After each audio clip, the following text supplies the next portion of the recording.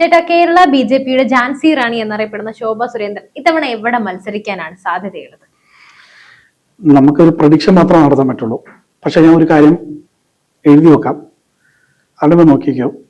ഈ നിയമസഭാ തെരഞ്ഞെടുപ്പിന്റെ വിധി പുറത്തു വരുമ്പോൾ ശോഭ സുരേന്ദ്രൻ എവിടെ മത്സരിച്ചു കഴിഞ്ഞാലും അവർ ജയിച്ചിരിക്കും എന്ന കാര്യത്തിൽ ഒരു തരത്തിലുള്ള തർക്കത്തിനും ഇടയില്ല. കാരണം എന്ന് വെച്ച് കഴിഞ്ഞാൽ കേരള സമൂഹത്തിന് ശോഭ സുരേന്ദ്രൻ ആവശ്യമാണ്. കേരളത്തിന്റെ ഏത് മണ്ഡലത്തിൽ നിർത്തി കഴിഞ്ഞാലും അവിടെ ഒരു ഇരട്ടി വോട്ട് ഉണ്ടാക്കാൻ പറ്റുന്ന ബി.ജെ.പിയിലെ മറ്റൊരു നേതാവ് ഉള്ളതായിട്ട് എനിക്ക് തോന്നിയിട്ടില്ല. അത്രയ്ക്കും പവർഫുൾ ലേഡിയാണ്. CPM-ന്റെ കോട്ടയായിട്ടുള്ള ആറ്റിങ്ങലിൽ മത്സരിപ്പിച്ച ഘട്ടത്തില് ശോഭ സുരേന്ദ്രന്റെ വാഹനം പ്രചരണം കടന്നു പോകുന്ന ഘട്ടത്തില് അവിടെ സൈഡിൽ കൂടി സഖാക്കൾ നിന്നിട്ട് അവർ കൂവി വിളിക്കുകയും വണ്ടി തടയുകയും മൈക്ക് ഓഫാക്കുകയും സ്ട്രീറ്റ് ലൈറ്റുകൾ ഓഫാക്കുകയും അന്ന് വാഹനത്തിൽ കയറി ശോഭയെ ആക്രമിക്കാൻ വേണ്ടി ശ്രമിക്കുകയും ഒക്കെ ചെയ്തിട്ടുള്ള സാഹചര്യങ്ങൾ. അന്ന് അതിനോടൊക്കെ പാട്ട വീട്ടി ശോഭ സുരേന്ദ്രൻ അവിടെ നേടിയ ഒരു വലിയ മുന്നേറ്റമുണ്ട്. ആ മുന്നേറ്റം തന്നെയാണ്, അതായത് തല്ലാൻ വരുന്ന സഖാക്കളോട് ബാട തല്ലട എന്ന് പറയാൻ വേണ്ടിയിട്ട് അവരുടെ മുന്നിൽ പോയിരിക്കാൻ. ഞാനന്ന് കണ്ടിട്ടുള്ള ഒരു കാഴ്ചയാണ്, ഭയങ്കര ഗൂസ്ബംസ് ഉണ്ടാക്കിയ ഒരു കാഴ്ച എന്ന് വെച്ച് കഴിഞ്ഞാൽ, ഒരു സ്ഥലത്തൂടെ ഇവര് ശോഭ ചേച്ചിയും ടീമും എല്ലാവരും പോകുന്ന ഘട്ടത്തില് ഒരു CPM-ന്റെ ഒരു ലോക്കൽ തെരഞ്ഞെടുപ്പ് കമ്മിറ്റി ഓഫീസാണെന്ന് എനിക്ക് തോന്നുന്നു. മൊത്തത്തിൽ ചുവപ്പ് അലങ്കരിച്ചിട്ടുള്ള കുറച്ച് ആളുകൾ പുറത്തിറങ്ങി പ്രശ്നം ഉണ്ടാക്കി. ശോഭ ചേച്ചിയും ടീമും ചെയ്തത് എന്താ പറയുക, നേരെ പോയി അതിന് മുന്നിൽ അങ്ങ് കുത്തിയിരുന്നിട്ട് ഈ ആക്രമിക്കാൻ വേണ്ടിയിട്ട് വന്നിട്ടുള്ള ടീമുകളെല്ലാം ഇതിന്റെ ഉള്ളിലുണ്ട്, അവരെ പുറത്തിറങ്ങാൻ പറ്റാത്ത രീതിയിൽ അങ്ങ് അവിടെ കുത്തിയിരുന്നു. അവർ കുറച്ചു പേരുണ്ടായിരുന്നു ആളുകൾ. ഞാൻ ഫോണ് വിളിച്ച് പട്ടന്ന് പറഞ്ഞിട്ട് ഇഷ്ടംപോലെ സ്വയംസേവരും BJP-കാരും നിറയെ അങ്ങ് വന്ന് CPM-കാര് അവിടെ സംഘടിക്കുന്നതിനേക്കാൾ 10 മടങ്ങ് വേഗതയിൽ അവിടെ BJP സംഘപരിവാർ പ്രവർത്തകർ സംഘടിക്കുകയും അതിന് മുന്നില് ഒരു ഉരുക്ക് സ്ത്രീ നിൽക്കുകയാണ്, അയൽ ലേഡി. നമ്മള് ചില സിനിമകളിലൊക്കെ മോഹൻലാലൊക്കെ മുണ്ട് മാടി കുത്തിട്ട് നേരെ ഇങ്ങനെ വന്നിട്ട് ഒരു നിപ്പ് വയ്ക്കില്ലേ, അതേ സാധനം. മുണ്ടെല്ലാം സാരി എടുത്തേ ഉള്ളൂ. നേരെ വന്ന് മുന്നിൽ അവിടെ നിന്നിട്ട് അമ്മ വാട ചങ്കുറ്റുള്ളവന്മാര് വാട പൊരുതാം, അടിക്കണമെങ്കിൽ അടിക്കടാന്ന് പറയുന്ന മൂഡില് നിൽക്കുകയാണ്. അത്രത്തോളം പ്രവർത്തകർക്കും അവിടെയുള്ള ആളുകൾക്കും ആവേശത്തിലാക്കിക്കൊണ്ട് അവർ അവിടെ നിൽക്കുകയും പോലീസ് വരികയും അവിടെ ഒന്ന് ആക്രമിക്കാൻ ശ്രമിച്ച CPM സഹാക്കളും പൂർണ്ണമായിട്ടും എടുത്തുകൊണ്ട് പോകുന്ന രീതിയിലേക്ക് കാര്യങ്ങൾ കൊണ്ടെത്തിച്ചു. അതാണ് തന്റെ ഇടം. പവർഫുൾ ആയിട്ടുള്ള ഒരു സ്ത്രീ ഇല്ല കേരളത്തിലില്ല. അതിപ്പോ നമുക്ക് ഏത് പൊളിറ്റിക്സ് നമുക്ക് ഇപ്പം CPM-ന്റെ അകത്ത് എടുത്ത് നോക്കിക്കഴിഞ്ഞാലും ഇതേപോലെ അത്യാവശ്യം വേണമെങ്കിൽ നമുക്ക് തന്റെ ഇടം തന്നെ പറയാം, അല്ലെ? പാർലമെന്ററി ആണെങ്കിൽ അങ്ങനെ തന്നെ പറയാൻ പറ്റുന്ന ഒരു ലേഡി. തീർച്ചയായിട്ടും അവർ വളർന്നു വന്ന സാഹചര്യമാണ് ഓരോ വ്യക്തികളെയും എന്താ പറയാ കുറെ കൂടെ ബെറ്റർ ആക്കുന്നത്. അവരെ ചെറുപ്പത്തിൽ അനുഭവിച്ചിട്ടുള്ള വലിയ യാതനകള്, അവരനുഭവിച്ചിട്ടുള്ള പട്ടിണി, അവരനുഭവിച്ചിട്ടുള്ള വലിയ പരിവട്ടങ്ങളും കാര്യങ്ങളൊക്കെ ശോഭ ചേച്ചിയായിട്ട് സംസാരിക്കുന്ന ഘട്ടത്തിലൊക്കെ അവർ നമ്മൾ പഴയ കാര്യങ്ങളൊക്കെ ചോദിക്കുന്ന ഘട്ടത്തിലൊക്കെ പറയാറുണ്ട്. അന്ന് അനുഭവിച്ചിട്ടുള്ള പട്ടിണി കിടന്നുള്ള കാര്യങ്ങൾ. തീർച്ചയായും നമ്മളെ കുറെ രാഗി മിനുക്കി നിറം വെപ്പിക്കുക എന്ന് പറയല്ലേ. അപ്പൊ അത്തരത്തിലുള്ള അവരുടെ പട്ടിണിയും പരിവട്ടങ്ങളും അവരനുഭവിച്ചിട്ടുള്ള യാതനകളും അതൊക്കെ തന്നെയാണ് അവരെ രാഗി. അതെ. ഈ ശോഭ ചേച്ചിന്റെ പ്രസംഗം അത് ഭയങ്കര ഇൻസ്പിറേഷനാണ്. നമ്മള് സാധാരണ രീതിയിൽ ഒരു വനിതാ നേതാവ് സംസാരിക്കുന്നതിന്റെ അപ്പുറത്തായിട്ട് നമ്മളിങ്ങനെ എന്താ പറയാ കത്തി ഒരു സ്റ്റേജിൽ ഇങ്ങനെ കൊണ്ടുപോകും. എന്നിട്ട് അതിന്റെ ഇടയിൽ കൃത്യമായി നമ്മൾ അവിടെ തന്നെ ശോഭ ചേച്ചിന്റെ പ്രസംഗത്തിന്റെ ഇടയിൽ ശ്രദ്ധിച്ചു കഴിഞ്ഞാൽ നമുക്ക് മനസ്സിലാവും അവിടെ ആളുകൾ മറ്റൊരു സ്ഥലത്തേക്ക് അറ്റൻഷൻ ചേഞ്ച് ആവില്ല. അവർ പറയുന്ന എന്താണ്, അവരുടെ വായിൽ നിന്ന് അടുത്ത് എന്താണ് വീഴുന്നത് എന്ന് നോക്കി നിൽക്കുന്ന തരത്തിലേക്ക് അവരെ കൊണ്ടെത്തിക്കാൻ വേണ്ടി കഴിഞ്ഞിട്ടുണ്ട്. അപ്പൊ അത്തരത്തിലുള്ള ഒരു പ്രാസംഗിക ശൈലിയാണ് അവരുടെ. പിണറായി വിജയന്റെ മുഖത്ത് നോക്കിപ്പോലും മിസ്റ്റർ പിണറായി വിജയൻ എന്ന് പറയാനുള്ള കപ്പാസിറ്റി ഉള്ള മനുഷ്യരാണ്.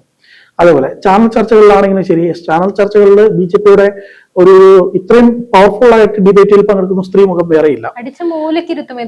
അതെ. കഴിഞ്ഞ തവണ ശോഭ ചേച്ചി ഇവിടെ ആലപ്പുഴയിൽ മത്സരിച്ച സമയത്ത് കുറച്ച് ദിവസങ്ങളിലൊക്കെ ഇവിടെ മധ്യപ്രവർത്തന ഭാഗമായിട്ട് അവർക്കൊപ്പം പോകാൻ വേണ്ടി കഴിഞ്ഞിട്ടുണ്ട്. അന്ന് കണ്ടിട്ടുള്ള കാര്യം എന്ന് വെച്ച് കഴിഞ്ഞാൽ ആലപ്പുഴയിലെ ചില CPM കോട്ടകളുണ്ട്. CPM കോട്ടകൾ, അതായത് മറ്റു പാർട്ടികളുടെ ഒന്നും കൊടിതോരണങ്ങളോ മറ്റൊന്നും പ്രചരണങ്ങളോ കാര്യമായിട്ടില്ലാത്ത CPM കോട്ടകൾ കർഷക ഗ്രാമങ്ങൾ. ആ ഗ്രാമങ്ങളിലൂടെ പോകുന്ന സമയത്ത് പോലും അവിടുത്തെ സ്ത്രീ ജനങ്ങൾ അവർ വീടിന്റെ പുറത്തിറങ്ങി നിന്നിട്ട് ശോഭാ സുരേന്ദ്രൻ വരുന്ന സമയത്ത് കുട്ടികളും വയസ്സായവരും എല്ലാവരും ഒരുപോലെ പുറത്തിറങ്ങി നിന്നിട്ട് കൈ കാണിക്കുകയാണ്. അവർ പിന്തുണ അറിയിക്കുകയാണ്, ഞങ്ങളുണ്ട് കൂടെ എന്നുള്ള രീതിയിലുള്ള പിന്തുണ അറിയിക്കുകയാണ്. അപ്പോ അതിലിങ്ങനെ പോകുന്ന സമയത്ത് ഈ തുറന്ന വാഹനത്തിൽ പര്യടനം നടത്തുന്ന സമയത്ത് അവിടെ ഉണ്ടാകുന്ന എനിക്ക് തോന്നുന്ന അവിടുത്തെ ഏരിയ പ്രസിഡന്റോ അങ്ങനെ എന്താ ചുമതലയുള്ള ഒരു ചേട്ടനുണ്ട്. ഞാൻ ചോദിച്ചു, ചേട്ടാ ഈ സ്ഥലം CPM-ന്റെ കോട്ടയല്ലേ, ഇവിടെ വേറെ പ്രചരണമൊന്നും കാണുന്നില്ലോ, അത് ഇവിടെ നിന്നൊക്കെയുള്ള ആൾക്കാര് ഇങ്ങനെ പുറത്തിറങ്ങിയ സ്ത്രീകൾ പറയുന്നത്. അപ്പം അവർക്ക് എല്ലാം ഇടയിലും ശോഭാ സുരേന്ദ്രൻ ഒരു താരമാണ്. ആ CPM സഖാക്കളുടെ വീട്ടിൽ പോലും അവരുടെ കുടുംബത്ത് പോലും ശോഭാ സുരേന്ദ്രൻ ഒരു താരമാണ്. അതേപോലെ തന്നെ അവിടുത്തെ പല പാർട്ടി കേന്ദ്രങ്ങളിലും എന്താ പറയാ, അവിടെ CPM പ്രവർത്തകരല്ലാതെ ഇല്ല. അതേപോലത്തുള്ള സ്ഥലങ്ങളിലൂടെ പോലും ശോഭാ സുരേന്ദ്രന്റെ പ്രചരണ വാഹനങ്ങൾ കടന്നു പോകുന്ന സമയത്ത് വണ്ടി തടഞ്ഞു നിർത്തി മാലയിടാൻ വന്ന ആൾക്കാരെ എനിക്കറിയാം. വണ്ടി തടഞ്ഞു നിർത്തിയിട്ട് ചില അമ്മമാര് വാലയിടാൻ വേണ്ടിയിട്ട് വന്നിട്ടുണ്ട്. ചില അമ്മമാര്, വയസ്സായ അമ്മമാരൊക്കെ ഈ റോഡില് മറ്റേ കയ്യറക്കെട്ടിന്റെയൊക്കെ സൈഡിൽ വന്ന് നിന്നിട്ട് കൈ കാണിച്ച് നിർത്തിയിട്ട് ഒന്ന് താഴേക്ക് വന്ന് അവര് വന്നിട്ട് ശോഭാ സുരേന്ദ്രൻ ഒന്ന് തൊടണം, അവർക്കൊന്ന് ദേഹത്തൊന്ന് തൊടണം, ഒന്ന് കെട്ടിപ്പിടിക്കണം. അങ്ങനെ കെട്ടിപ്പിടിക്കുന്നതിന് വേണ്ടി കാത്തു നിന്നുള്ള അമ്മമാരുണ്ട്. അത്ര ഈ അമ്മമാരെയും ഏറ്റവും നമ്മൾ പറയുന്ന ഏറ്റവും രക്തം തുളച്ചു നിൽക്കുന്ന യുവാക്കളെയും യുവതികളെയും വിദ്യാർത്ഥികളെയും ഇവരെല്ലാരെയും ഒരുപോലെ ഒരേ ലൈനില് പിടിച്ച ആവേശത്തോടെ നിർത്താൻ പറ്റുന്ന ഒരു നേതാവ്. അവർ മത്സരത്തിന് ഇറങ്ങിയ ഓരോ മണ്ഡലങ്ങളും എടുത്ത് നോക്കിയാൽ തന്നെ നമുക്ക് അവരുടെ സ്വാധീനം അല്ലെങ്കിൽ മനസ്സിലാക്കാൻ സാധിക്കും. ഏത് BJP-യുടെ വോട്ടിംഗ് ശതമാനം പകുതിയിൽ ഇരട്ടിയിലധികം കൂട്ടിയതാണ് ഇവർ. നമ്മൾ ഇപ്പൊ ആലപ്പുഴയിലാണെങ്കിലും എവിടെയാണെങ്കിലും നോക്കിയാൽ നമുക്കത് കണ്ട് ശരിക്കും BJP-ക്ക് ഒരു കോൺഫിഡൻസ് തന്നെയാണ് തീർച്ചയായിട്ടും ഈ ശോഭാ സുരേന്ദ്രൻ ഈ പൊതുവേദികളിലായിക്കോട്ടെ, രാഷ്ട്രീയത്തിന് അതീതമായിട്ടുള്ള വിഷയങ്ങളിലായിക്കോട്ടെ, ആ വിഷയങ്ങളിലൊക്കെ ഇടപെടുന്ന നിലപാടുകളുണ്ട്. ഇപ്പം എന്താ പറയുക, ഈ അവൾക്കൊപ്പം എന്ന് പറയുന്ന നിലപാടിൽ കൃത്യമായി അവർ ഉറച്ചു നിൽക്കുകയാണ്, ആ വിഷയത്തിൽ നിൽക്കുകയാണ്. അതിനകത്ത് പാർട്ടിക്കുള്ളിൽ തന്നെ വ്യത്യസ്തമായിട്ടുള്ള ശബ്ദങ്ങൾ ഉണ്ടെങ്കിലും അവർ കൃത്യമായിട്ട് ആ നിലപാടിൽ തന്നെ ഉറച്ചു നിൽക്കുകയാണ്. അവർക്ക് അവരുടേതായ ഐഡന്റിറ്റി ഉണ്ട് എന്നുള്ളത്. നിങ്ങളുടെ ഐഡന്റിറ്റി അതാണ്, എൻ്റെ ഐഡന്റിറ്റി ഇതാണ്, ഞാൻ ഇതിങ്ങനെയാണ് വിശ്വസിക്കുന്നത് എന്ന് അവർ കൃത്യമായി തുറന്നു പറയാൻ വേണ്ടിയിട്ട് പറ്റുന്ന തരത്തിലുള്ള ഒരു ധൈര്യം. ആ ധൈര്യം അത് ചെറുതല്ല, അത് നമുക്കങ്ങനെ പെട്ടെന്ന് കിട്ടുന്ന ഒരു ധൈര്യമല്ല. മാത്രമല്ല, ഞാൻ ഈ ശോഭാ സുരേന്ദ്രനെ അടുത്ത് പലപ്പോഴായി കണ്ടിട്ടുള്ള ഘട്ടത്തിലൊക്കെ അവർക്ക് വരുന്ന കോളുകളുണ്ട്. കോളുകൾ എന്ന് വെച്ച് കഴിഞ്ഞിട്ടുണ്ടെങ്കിൽ നമ്മൾ പലപ്പോഴായിട്ട് സുരേഷ് ഗോപിന്റെ അടുത്ത് ഒരുപാട് ചാരിറ്റി കോളുകൾ ഇങ്ങനെ വീട്ടിലെ സുഖമില്ല, അതില്ല, ഇതില്ല, മറ്റു പ്രശ്നങ്ങൾ യാതനകളൊക്കെ ആയിട്ട് സുരേഷ് ഗോപിന്റെ അടുത്ത് കോളുകൾ വരികയും സുരേഷ് ഗോപിയുമായി ബന്ധപ്പെട്ട വാർത്തകൾ നമ്മൾ ചെയ്തു കഴിഞ്ഞാൽ നമുക്ക് കോളുകൾ വരാറുണ്ട്. സുരേഷ് ഗോപിന്റെ പേഴ്സണൽ നമ്പർ തരുമോ അങ്ങനെയൊക്കെ ചോദിച്ചുകൊണ്ട് നമുക്ക് നിരന്തരമായി നമുക്ക് കോള് വരാറുണ്ട്. അങ്ങനെ ഒരു ഘട്ടത്തിൽ ഞാൻ ശോഭ ചേച്ചിയോട് യാത്ര ചെയ്യുന്ന ഘട്ടത്തിൽ ഒരു കോള് വരികയാണ്. ഒരു കുട്ടിക്ക് പഠന സഹായമാണ്.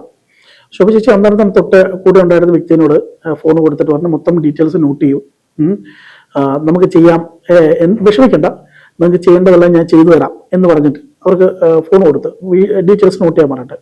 അപ്പൊ ഡീറ്റെയിൽസ് നോട്ട് ചെയ്ത് കഴിഞ്ഞിട്ട് ഞാനിങ്ങനെ ശോഭ ചേച്ചിയോട് പറഞ്ഞു, നമ്മൾ സുരേഷ് ഗോപിയുടെ വാർത്തയൊക്കെ ചെയ്ത് കഴിഞ്ഞാൽ ഒരുപാട് കോളുകൾ ഇങ്ങനെ വരാറുണ്ട്, അപ്പം ശോഭ ചേച്ചിയും വരാറുണ്ടോ എന്ന് വെച്ചു. അപ്പം ശോഭ ചേച്ചി പറഞ്ഞൊരു സാധനമുണ്ട്, ചേച്ചി ഒരുപാട് കുട്ടികളെ പഠിപ്പിക്കുന്നുണ്ട്, ഒരുപാട് കുട്ടികളെ അറിയില്ല, ഒരുപാട് കുട്ടികളെ പഠിപ്പിക്കുന്നുണ്ട്, ചികിത്സാ സഹായങ്ങൾ നൽകുന്നുണ്ട്, പിന്നെ അങ്ങനെ കുറെ കാര്യങ്ങൾ.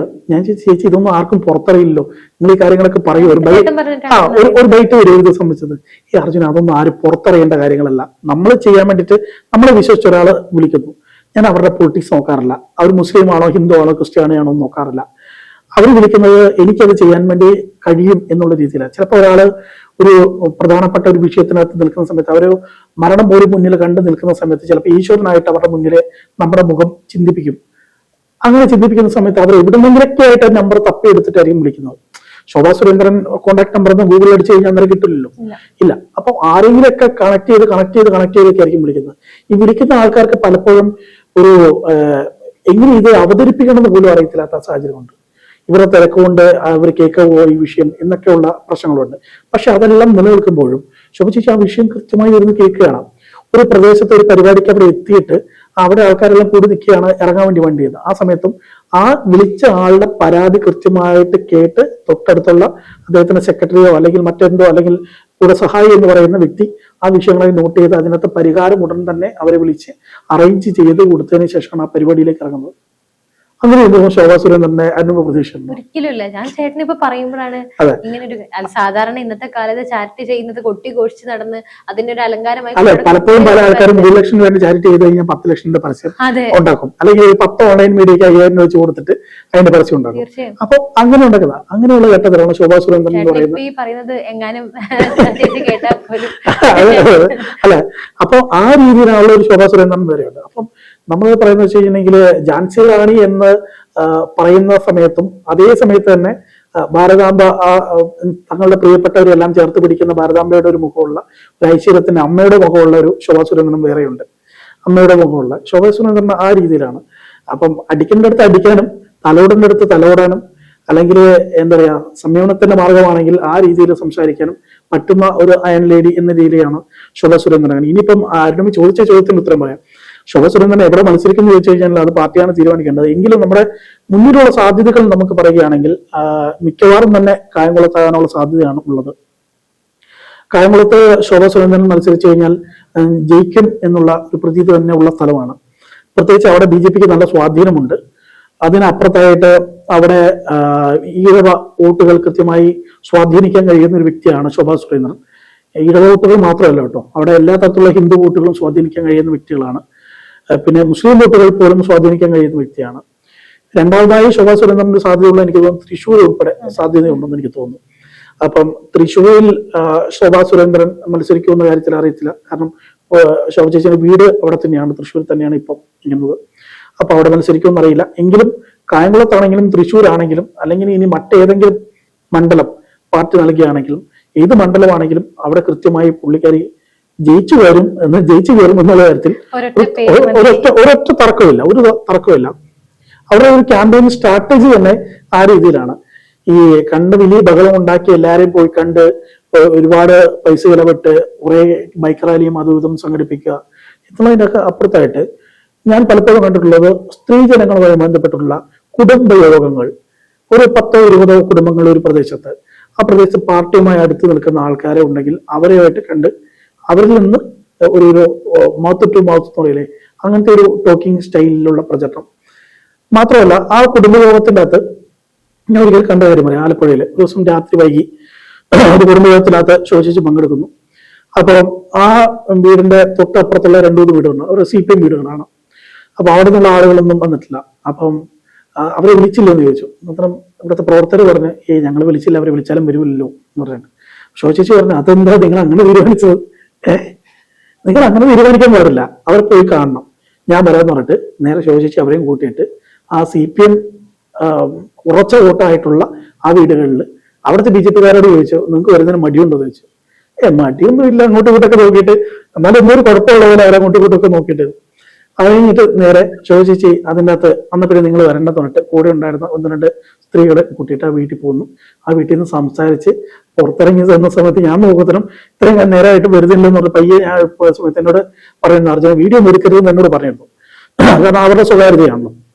അവർക്ക് ചിലപ്പോൾ നാളെ പല സർവീസ് കാരണമെങ്കിലും ജോലി ഉണ്ടെങ്കിൽ ആ ജോലി കളയും ഇവര് ശോഭാ സുരേന്ദ്രന്റെ ഉള്ള ഫോട്ടോ കണ്ടിട്ട് വരില്ല.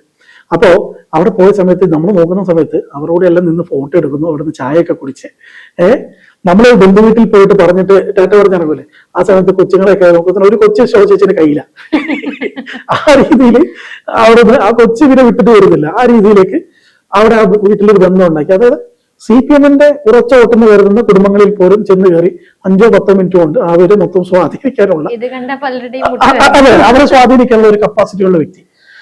അതായത് ഈ പറയുന്ന ആലപ്പുഴയില് BJP വോട്ടുകൾ കൊണ്ട് മാത്രമല്ല അത്രയും മുന്നേറ്റം 3 ലക്ഷത്തോളം ഉള്ള മുന്നേറ്റം ഉണ്ടാക്കാൻ കഴിഞ്ഞത് ഈ BJP വോട്ടുകൾ മാത്രമല്ല, ഇതേപോലെയുള്ള കൃത്യമായിട്ടുള്ള ഇടപെടൽ. എനിക്ക് തോന്നുന്നത് ഈ കായംകുളത്ത് എന്ന് പറയുന്ന മണ്ഡലത്തിൽ ശോഭ ചേച്ചി മത്സരിക്കണമെന്ന് പാർട്ടി നേരത്തെ കൂടി തീരുമാനിച്ചു കഴിഞ്ഞാൽ അവരെ അങ്ങോട്ട് ഇറക്കി വിട്ടു കഴിഞ്ഞാൽ, അവർക്ക് വേണ്ടുന്ന സഹായങ്ങളും കൊടുത്ത് ഇറക്കി വിട്ടു കഴിഞ്ഞിട്ടുണ്ടെങ്കിൽ ഈ ഇലക്ഷന്റെ റിസൾട്ട് വരുന്ന സമയത്ത് ഏറ്റവും ചുരുങ്ങിയത് ഒരു 10,000 വോട്ടിന്റെ ലീഡിലെങ്കിലും അവരെ മണ്ഡലവും പിടിച്ച് അവിടെ നിൽക്കുന്നുണ്ടാവും എന്നാണ് എനിക്ക് തോന്നുന്നത്.